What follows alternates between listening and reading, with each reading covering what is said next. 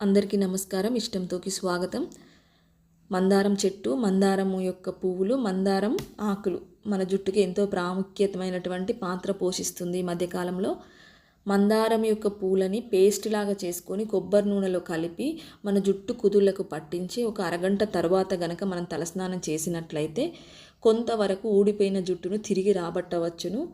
అలాగే జుట్టు యొక్క నిగారింపు కూడా మనం సొంతం చేసుకోవచ్చు. అది ఒక వారమో 2 వారాల్లో చేస్తే కాదు, ఒక నెలలో చేస్తే కాదండి, ప్రతి వారము చేయాలి, లేదంటే 15 రోజులకు ఒకసారైనా చేయాలి. ఇలా 3 నుంచి 6 నెలల వరకు క్రమం తప్పకుండా కనుక మనం చేసినట్లయితే కొంతవరకు ఈ ఫలితాన్ని పొందవచ్చు. అలాగే కొంతమంది మందారం పూలను ఎండిపోయిన తర్వాత వాటిని కొబ్బరి నూనెలో వేసి వేడి చేసి కాచి వడగట్టి ఆ నూనెని తలకి పెట్టుకోవడం జరుగుతుంది.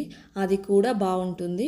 కానీ దానికంటే మందారం పూలను పేస్ట్ లాగా చేసి కొబ్బరి నూనెలో కలుపుకొని మనం కుదుళ్ళకు పట్టించి చేయడం వల్ల ఎక్కువ నిగారింపు వస్తుంది. వీలైన వాళ్ళు అలా, కుదరని వాళ్ళు ఇలా ట్రై చేయండి. అలాగే మందారం యొక్క ఆకులు కూడా మంచి షాంపూ కండిషనర్ లాగా పనిచేస్తే దాన్ని కూడా పేస్ట్ లాగా చేసి తలకు పట్టించాలి. అలా ఒక 20 నిమిషాలు తలకు ఉంచుకున్న తర్వాత తలస్నానం చేసుకున్నట్లయితే వెంట్రుక నున్నగా, మంచి సిల్కీగా, నిగనిగలాడే వెంట్రుక మన సొంతం అవుతుంది.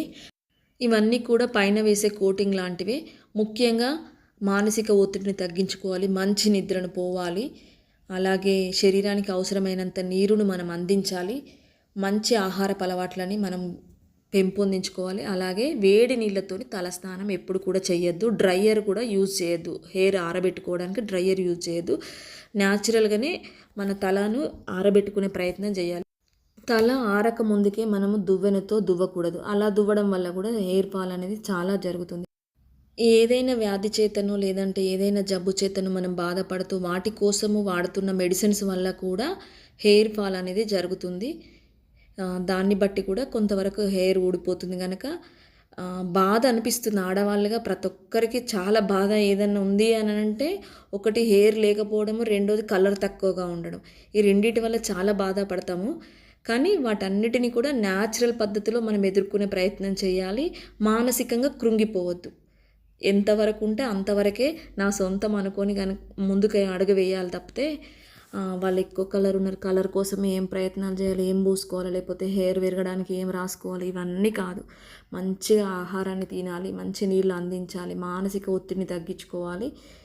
ఇలా చేస్తూ క్రమంగా దీన్ని అలవాటు చేయడం వల్ల మనకు శరీరానికి ఎంత శక్తి వస్తుందో అలాగే హెయిర్ పెరగడానికి కూడా అలాంటి శక్తి వస్తుంది. అలాగే మీ మందారంతో టీ కూడా తాగుతారంట. నేను ఒక న్యూస్లో విన్నాను. టీ కూడా పెట్టుకొని తాగుతారు. దీంట్లో మంచి విటమిన్ ఫైబర్ దొరుకుతుందంట. విటమిన్ సి కూడా దొరుకుతుందంట. Thanks for watching. ఇష్టంతో ఆనందించాలి ప్రతిదినం.